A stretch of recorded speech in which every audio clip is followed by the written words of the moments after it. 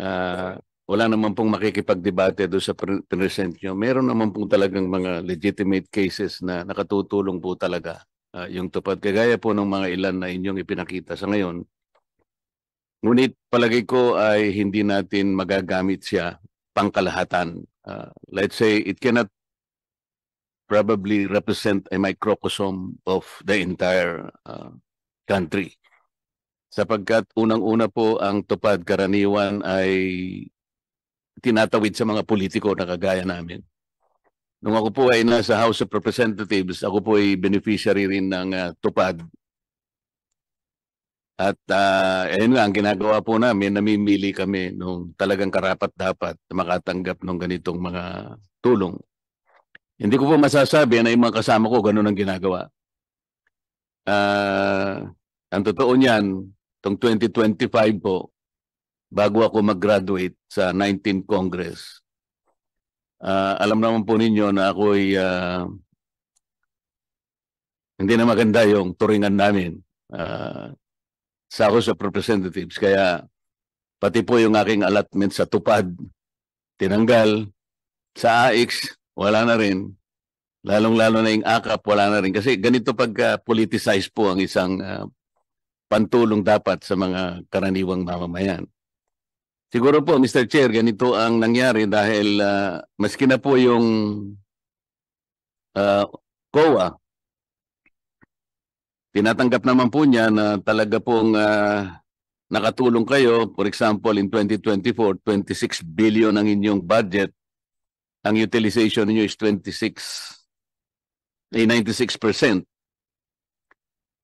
Natulungan po nyo ay about 4.3 million na may hirap na Pilipino. At kagaya po ng ipinakita nyo kanina, from 2022 to 2025, mga 13.5 million beneficiaries po ang natulungan nyo.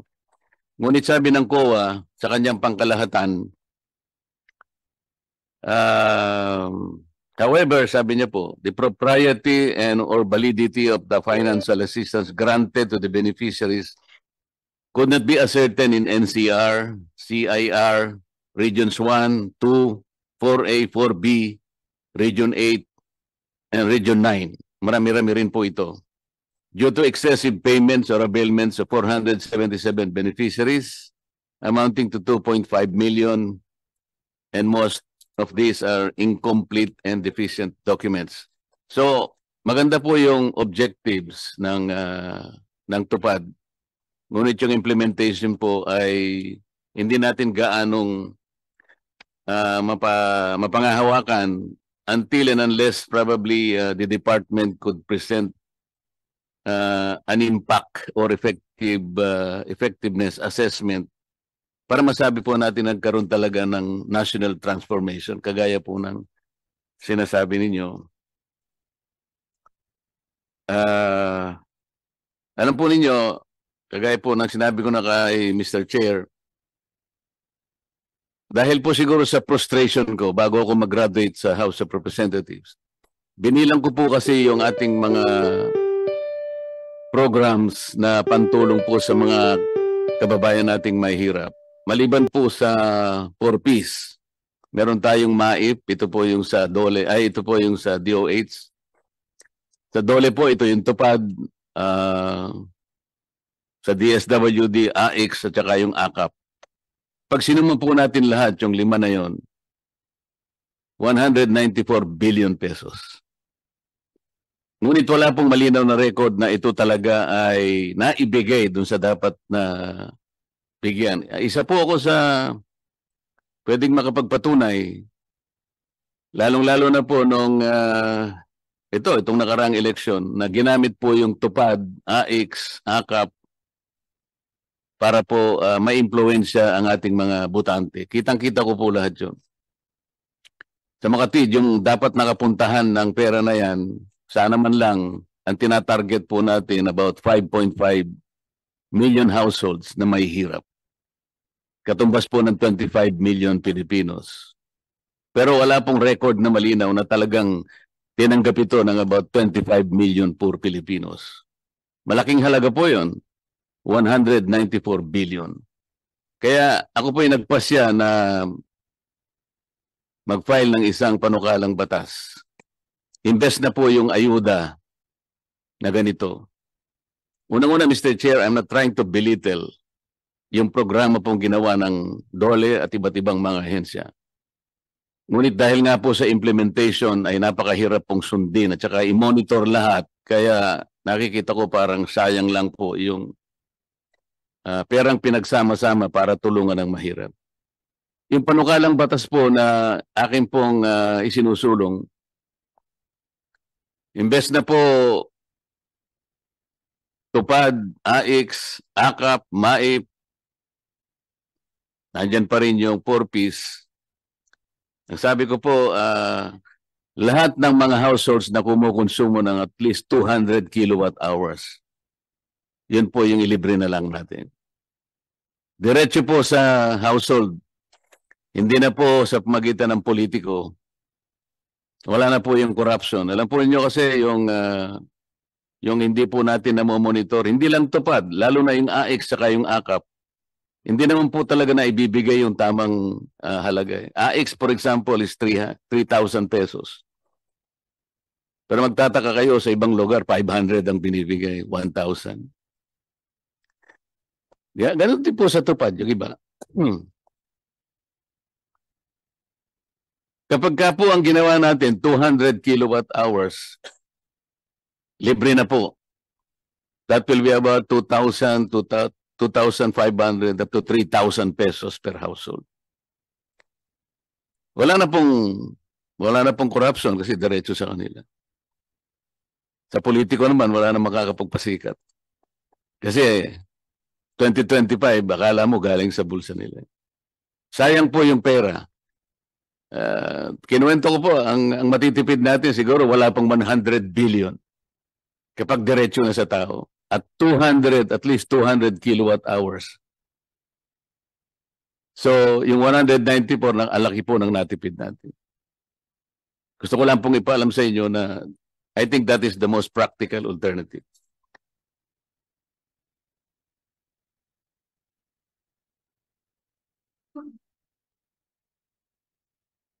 Secretary Benny, dun sa execution of judgment, sa execution program po ninyo, ang inyong budget lang ay 40 million lang pala. Which is only 3% of the labor arbitration program of 1.3 billion. Hindi kaya po ito yung dahilan kung bakit napakababa po nung output indicators natin kung pag-uusapan ay percentage of rates of execution issued within 30 days, 11%. Yung percentage naman po ng rates of execution implemented within 6 months, 22%. Napakaganda po nung output indicators po ninyo sa percentage of decisions affirmed by the higher courts. 97%. Ngunit mas maganda po ang magiging katuparan ng 97% na to kung sa execution, mas lalo po nating mapapatindi. Hindi po 11%, hindi 22%. Tsaka dito po sa inyong output indicator, Secretary, wala po ako nakikitang percentage of rates of execution not implemented during the last 5 years. Kasi pupunta na po ako doon sa pinakalundo ng aking gustong itanong sa inyo. Yung ABS-CBN labor cases po, ang DOLE made a statement 5 years ago that there were then 67 pending cases against ABS-CBN before the NLRC and various courts. Ano na po yung update dito, Mr. Secretary?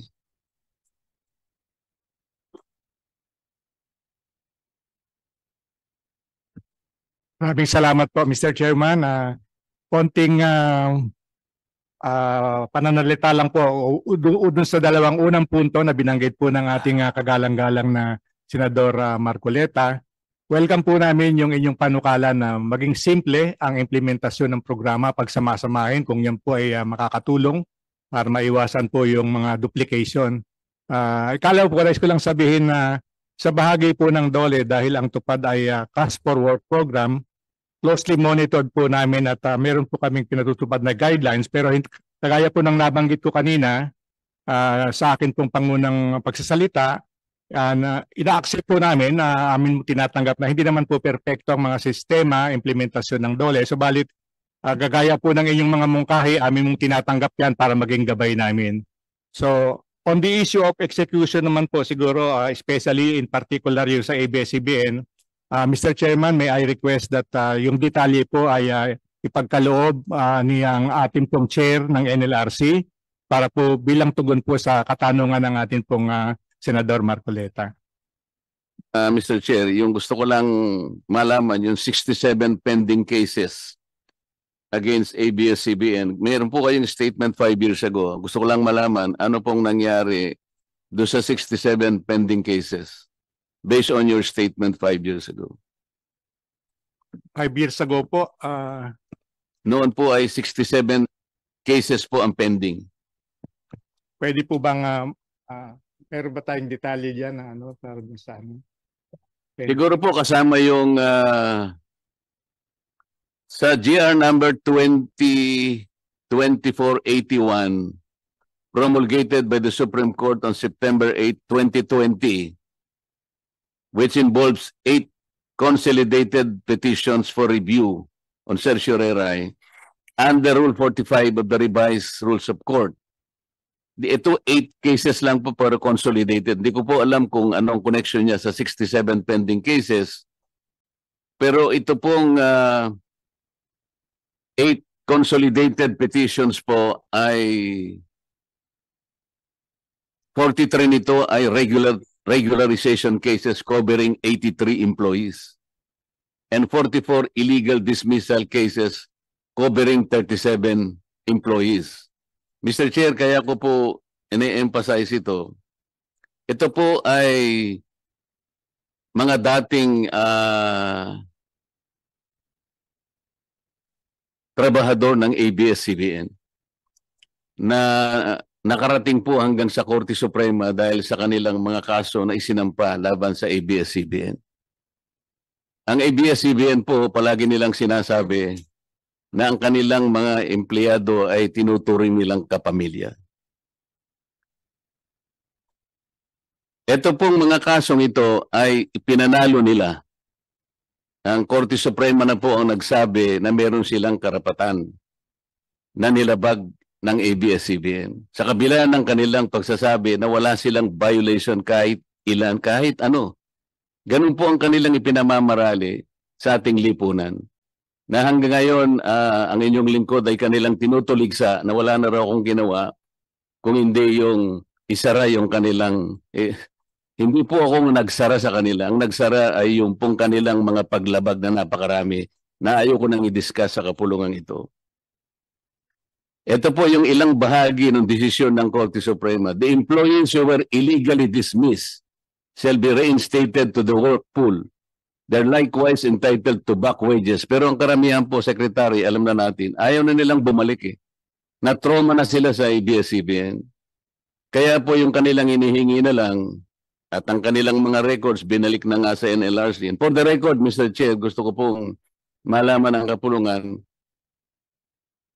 and to the credit of the Secretary of Labor, kami pong dalawa sa nakaraang 2 kongreso ay nag-uusap po. 18 Congress and 19 Congress. Nahiya na nga ako kung minsan makipag-usap sa kanya dahil marami naman siyang trabaho rin. At minsan pinakiusap po sa kanya, Mr. Chair, at alam ko, i-confirm niya to. Pwede ba ako, Mr. Secretary, yung mga text messages nitong mga empleyadong ito, pag nare-receive ko, kasi nga, sumasakit na rin ang dibdib ko, pwede bang i-pass on ko na lang sa iyo? Sabi kong gano'n. Pumayag naman po siya, Mr. Chair. At halos araw-araw, alam ko, siguro tinututukan niya rin. Ngunit talagang hindi ko po maintindihan eh. Total, nandito naman ng NLRC. And for the record also, Mr. Chair, siguro 2 beses po na nakaharap ko yung NLRC and bank. Una sa aking opisina sa Congress, pangalawa Nung nagkaroon na yata tayo ng pagkakataon dito sa Manila Hotel, Madam, dito rin sa isyong ito, ABS-CBN, kung talagang tinututuo nila yung kanilang pagtuturing ng kanilang mga empleyado ay kapamilya. Saan ka naman nakakita, nakapamilya mo na nga, nanalo na nga sa korte. Pati ba naman yung pagkukwenta ng dapat mong ibalik sa kanila, awarded na po ito eh. Kung ano-ano na po yung ginawa nilang mga pagdidelay, alam po ninyo yung iba namatay na eh. Ang iba po ay nagkasakit.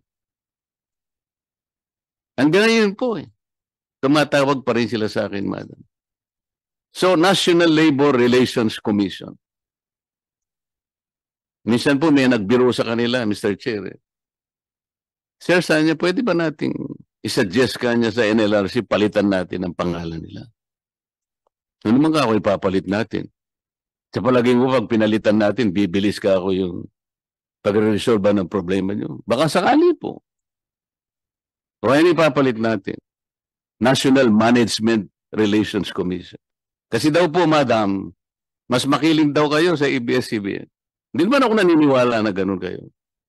Alam ko ginagawa nyo rin ang tungkulin nyo. But I think it is not good enough. Hanggang ngayon po kasi tumatawag pa sa akin. Medyo out of frustrations po siguro. Yung iba po, hindi ko na rin po itinutulay kay Secretary. Pinapasa Diyos ko na lamang po kung anong magagawa pa ninyo sa mga workers ng ABS-CBN. Sana nakikinig po ang ABS-CBN at huwag na nilang sabihin yung salitang kapamilya. Pati nga po, meron silang mga angkor hanggang ngayon hindi po makamove on. Meron silang mga angkor na hanggang ngayon hindi po sila naniniwala na ba't daw ako nanalo bilang isang senador. Kaya nakakita ng mga ganun. ABS-CBN po ito. Baka may gusto kayo pong isagot, madam. Magandang umaga. Ron Gatchalian, with the permission of the Secretary of Labor, Sec. Laguesma. Yung po sinasabi niyo pong totoo po na kahit ako rin po ka-text po ng grupo ng ABS-CBN. And ang hinandle po namin base doon sa desisyon ng Supreme Court na bumaba sa amin, we handled 18 cases po ito involving 104 complainants. Sa 18 cases po, 10 doon ay tapos na, close and terminated. Ang complainants po na involved ay 37. Ang na-receive po nilang total award is 100 million. I-qualify po natin, meron po kasi nagsabi sa akin, yung iba pong natapos na, kahit na binarat po sila, dahil lang kailangan na po nila, dahil nagpapagamot po yung iba. Sa makatwid, yung iba pong naayos ninyo, pumayag na lang sila talaga. Halimbawa, yung isa po, 4 million po yung award. Pumayag na siya sa 200 o 250,000. Ganun po yung iba eh. Kaya gusto ko lang pong i-emphasize kung gaano ang ginagawa ng ABS-CBN na paraan para lamang hanggang ngayon ay hindi makuha ng kanyang mga dating kapamilya, dating nagsilbi sa kanila, na ngayon ay nagpapanggap sila na akala mo sila ang tagapagtanggol ng mga Pilipino, lalong-lalo na sa karapatan. Hindi po. Kailangan pong malaman ng buong mamamayang Pilipino kung sino sila. Alisin na yung maskara ng kanilang mga mukha. Yes, ma'am. Please continue. Yun yung sinasabi nyo na meron mabababa. In fact, meron mo kaming, sinabi ko nga po, tapos na po ang 10 cases na involving 37. Meron mo kaming 8 na pending. Sa 8 na pending ho, merong award na nasa amin na yung pera, pero ho, ayaw tanggapin ng complainants because they elevated the case sa Court of Appeals. Ito po siguro yung medyo mahaba ang tise na sige, hintayin ko yung kaso, gusto kong makuha yung talagang Siguro po, na para ko nang nahihinuha, kaya ayaw, kasi pera na po ito, di ba? Bakit po kaya ayaw nilang tanggapin? Hindi ho siguro sila satisfied sa amount. They're questioning the computation po. Po ninyo yung diferensya ng amount eh. Kayo po siguro, kayo man ang nasa kalagayan nila, baka Hindi rin niyo po tanggapin. Ano po? Opo, naintindihan po natin yan. Kaya nga po, yung iba naman po sa 8, I think 5 sa kanila. Kasi yung sa 8 cases na yon, ang involved po doon ay 77 workers eh. Sa 77 workers po, ang natanggap na ho nila ay 98 million. Pero ho, merong 2 set of complainants na 9 na workers na yung inakyat nga po sa Court of Appeals kasi ayaw nilang tanggapin yung na-award sa kanila. Yun po ang status ngayon. But we have 2 cases na undergoing execution. Ito yung medyo malaki pa, meron pang 45 million. But ang ginawa lang po din ng aming, na-mention po kanina yung mababa yung aming execution. Kasi ho ang aming labor arbiters, ang total ho ng aming arbiters ay 120 plus. Ang sheriff ho namin ay total of ano lang po 69. Anong ratio po nun? Bale, almost 1:3. Lalo ho sa NCR, ang NCR ho namin 29 sheriff, ang aming arbitration branches is 64. Kaya Pero ho, madam, kung halimbawa kayo po ang may-ari ng ABS-CBN, kunwari lang, at alam ninyong itong mga taong ito ay nagsilbi naman sa inyo sa mahabang panahon.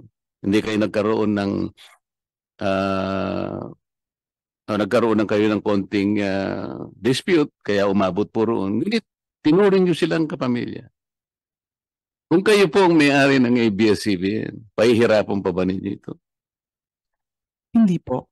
Kung totoo ho ako na kapamilya ang turing ko sa kanila, nung nagsara ho ang ABS-CBN, ibibigay ko ang karapatan nilang matanggap kung separation pay ho yan o kung iba'y gusto pang muloy sa pagtatrabaho, dapat ho ibigay. Yun nga po eh. Sana ay hindi na tayo nag-uusap ng ganito. 100% settled na po lahat sana. Hindi po ba? Tama po Kung ang siya. pagtuturing nila talaga, kagaya ng kanilang ipinamamarali, kagaya ng kanilang gustong ipalitaw sa sambayan ng Pilipino na sila'y nagmamahal sa kapamilya, sana hindi na nagkaroon ng pang-appeal na ito at yung mga iba po ay taon na po yung kanilang hinintay eh. 2 po rito ay namatay na eh. Yun po yung gusto ko lamang na ipaintindi. Idagdag ko lang po, Sen. Marcoleta, no? Yung efforts naman po ng NLRC, hindi lamang ho sa bangko or properties ng ABS-CBN ngayon. Kahit po yung collectibles nila. For example, sa advertisements po, nag-garnish na po kami sa Jollibee receivables at saka yung sa Unilever, and we were able to garnish, I think, 48 million sa receivables. So, ganun ang gagawin namin, ginagawa naming track para mas Monitor ko po ang ginagawa ninyo. At ako pinasasalamatan ko po. Lahat ginagawa nyo talaga. Ma-settle lang talaga ito. Kaya lang dahil nga sa pamamaraan na ginagawa po nila, hindi lang po ang kanilang mga kapamilya dati ang kanilang pinahihirapan. Pati po kayo, pinahihirapan din nila. At ang buong pamilya ng dole ay ganun ang nangyayari.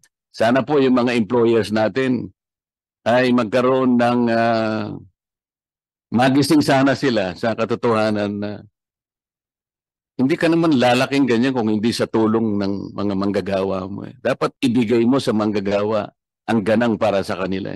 Hindi ka naman mabubuhay na management ka lang. Dito ka rin sasandig. Bakit hindi kaya maisip ng ABS-CBN yung ganong klaseng prinsipyo? Lumaki sila ng ganon Pagkatapos nung masara sila sasabihin nila sa buong Pilipinas wala raw silang kasalanan. Marami po silang kasalanan, madam. Kagaya po ng pinag-uusapan natin ngayon. So salamat po. Gusto ko na lang magpasalamat sa inyo at saka sa ating Secretary of Labor sa kanyang pagtityaga. Pasensya ka na, sir, sapagkat sa dami ng text na naipasa ko sa iyo, alam po nagagalit ka na siguro sa akin. Mr. Chairman, gusto kong kumpirmahin na nagte-text messaging po kami ni Senador Marcoleta. At hindi po ako pwedeng magalit o mainis sapagkat meron hong batayan yung kanyang mga messages. At kinakailangan po talaga na kami na naninilbihan sa pamahalaan ay tumugon doon po sa pangangailangan, lalo na tinutulungan po. Yun naman pong merong legitimate na karaingan. At yun naman po yung direksyon na pinagtulungan po namin ni Senador Marcoleta, at kung siya po ay nawiwindang ang puso at nalulungkot, I share that kind of a sentiment po. Salamat po. Salamat po, Salamat po. Secretary. Mr. Chair, isa na lang bago ako sa TESDA.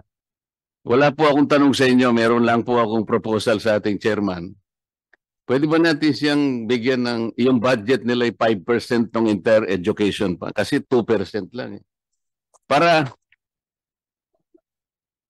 makalampas siya doon sa ASEAN average of 4%, di ba? Pwede ba yun, Mr. Chair? Pag-isipan natin mabuti. Sasabi niyo, Senator Salamat po. Marcoleta. Salamat po. Maraming salamat po, Senator Marcoleta.